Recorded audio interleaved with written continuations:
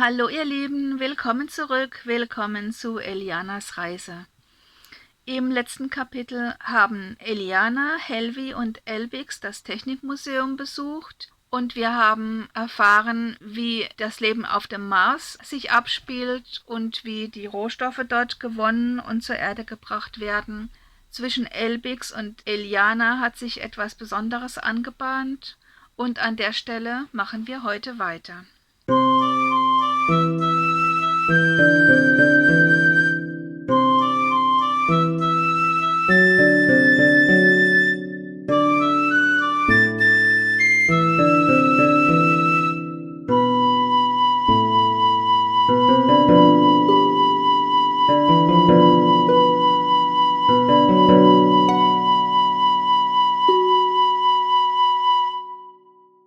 19. Kapitel Eisblumen. Der Museumsbesuch hallte bei Eliana noch lange nach. Helvi fiel auf, dass sie nachdenklicher war als sonst, aber sie fragte nicht. Sie kannte so einige Geschichten um Elbix und vertraute darauf, dass Eliana von selbst zur Vernunft kommen würde. Eliana hatte indessen ihre alten Freunde nicht vergessen, und ein Besuch bei ihnen blieb weiterhin fest anvisiert. Inzwischen überprüfte Eliana die Satellitenkarte nicht nur jeden Abend, sondern auch morgens gleich nach dem Aufstehen. Aber bisher hatte sich noch kein Hinweis finden lassen. Als der Dezember kam, wurden die Dienstpläne überarbeitet und Eliana und Helvi hatten nicht mehr so viel freie Zeit. Mit Celia, die sie immer noch anleitete und unterrichtete, hatte sich kein privater Kontakt ergeben, was auch nicht nötig war. Eliana konnte immer in den Saal gehen, wo zu fast jeder Tages- und Nachtzeit ein paar Leute sich in Brett- oder Kartenspielen maßen. Wenn aber das Wetter schön war, schickte Eliana Chuck eine kurze Nachricht, zog sich warm an und radelte allein los. Mit der Satellitenkarte auf dem Kommi konnte sie sich praktisch nicht verirren. Meist steuerte sie einen der Parks an, stellte das Fahrrad ab und ging spazieren, entweder im Park selbst oder auch öfter durch die Straßen in der Umgebung. Gelegentlich traf sie einen der Händler, von denen sie dann immer eine kleine Leckerei bekam und die gerne auf einen kleinen Plausch bei ihr stehen blieben. Zivilschutzleuten ging sie weiträumig aus dem Weg, auch wenn sie nicht ohne Erlaubnis unterwegs war.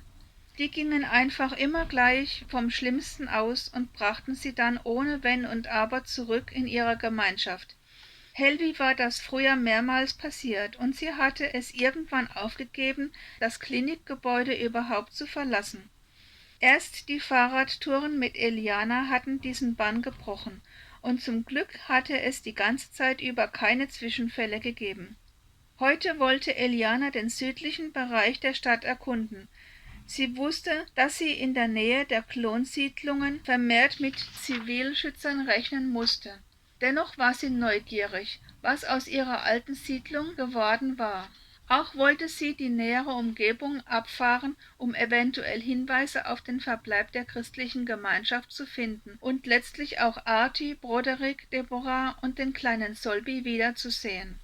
Es war schon etwas frostig, als sie sich auf den Weg machte. Bald hatte sie das bekannte Terrain hinter sich gelassen und wusste, dass nun erhöhte Aufmerksamkeit geboten war. Die Gegend war fremd. Sie war damals von Broderick von seiner Wohnung aus zur Gemeinschaft gebracht worden, und es bestand eine gewisse Chance, dass sie den Weg wiedererkennen würde. Aber da sie keinen blassen Schimmer hatte, wo diese Wohnung war, blieb es dem schieren Zufall überlassen, dass sie auf etwas Bekanntes treffen würde oder auch nicht. Klonland 3 war ausgeschildert. Mit hellwachen Sinnen schlug sie diese Richtung ein und sah schon bald in der Ferne das Eingangstor, das einen hellblauen Anstrich bekommen hatte. Dahinter lag die neu gebaute Siedlung, die im frischen Glanz erstrahlte und von dem vergangenen Desaster nichts mehr erahnen ließ. Wegen der Kameras wagte sich Eliana nicht allzu nahe heran.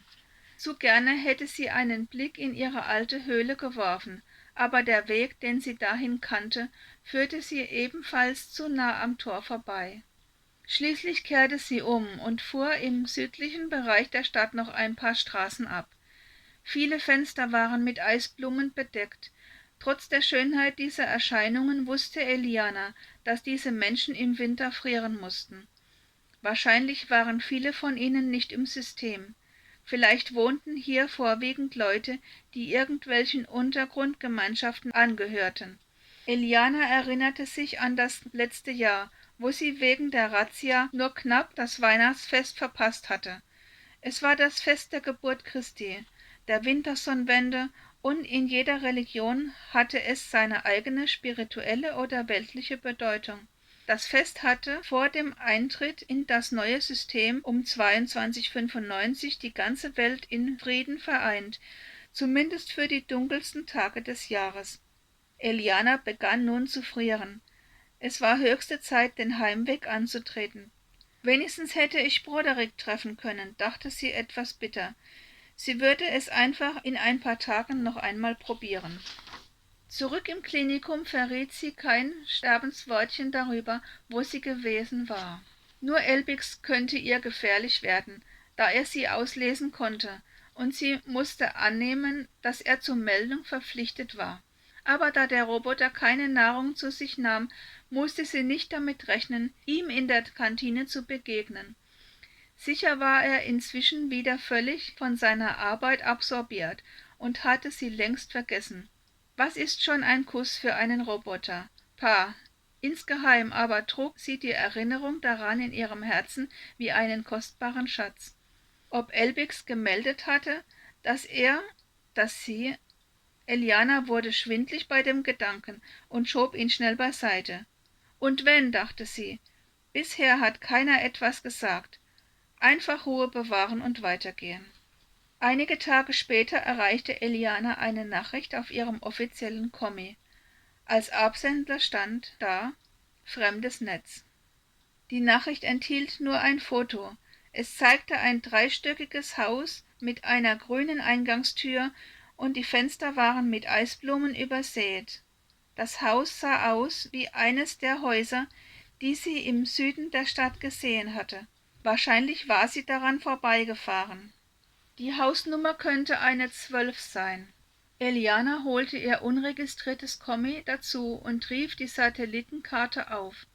So in etwa wusste sie noch, wo sie überall gewesen war.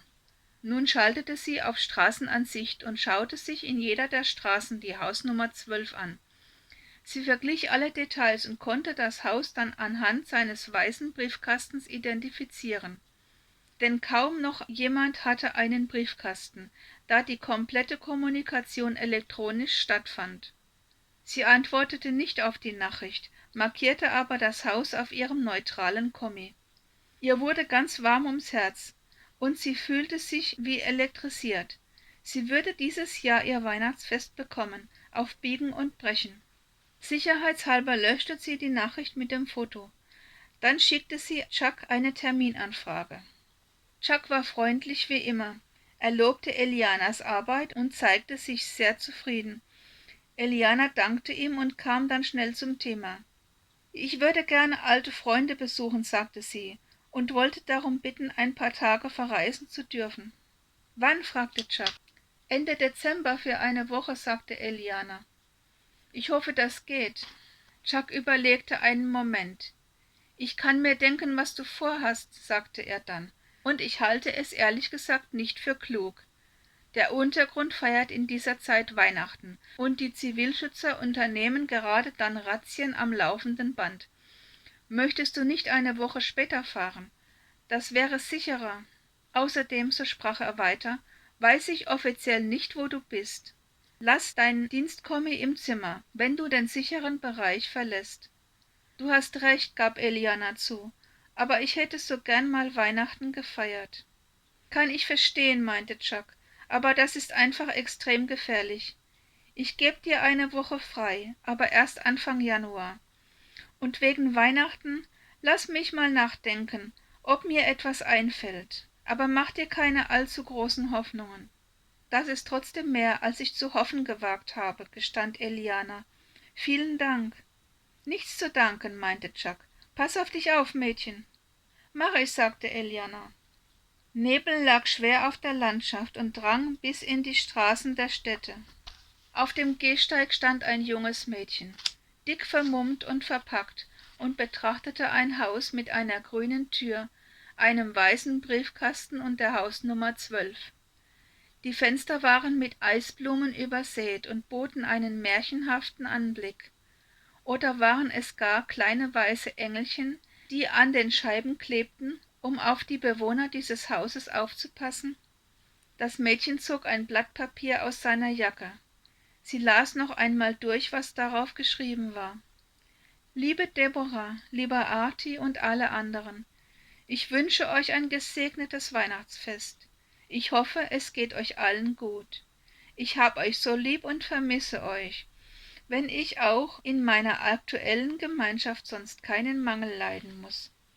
Gebt dem Solvi ein Küsschen von mir, wenn ihr ihn noch habt. Besuche euch bald, eure kleine Rebellin. Das Mädchen faltete das Blatt wieder zusammen und warf es in den Briefkasten. Dann stieg es auf ein Fahrrad und fuhr nach Norden. Damit sind wir am Ende des heutigen Kapitels angelangt. Vielen Dank fürs Zuhören und wir sehen uns hoffentlich alle wieder nächste Woche am Donnerstag, wenn Eliana durch das nächste Kapitel reist. Bis dahin lasst es euch gut gehen, bleibt gesund und wir sehen uns.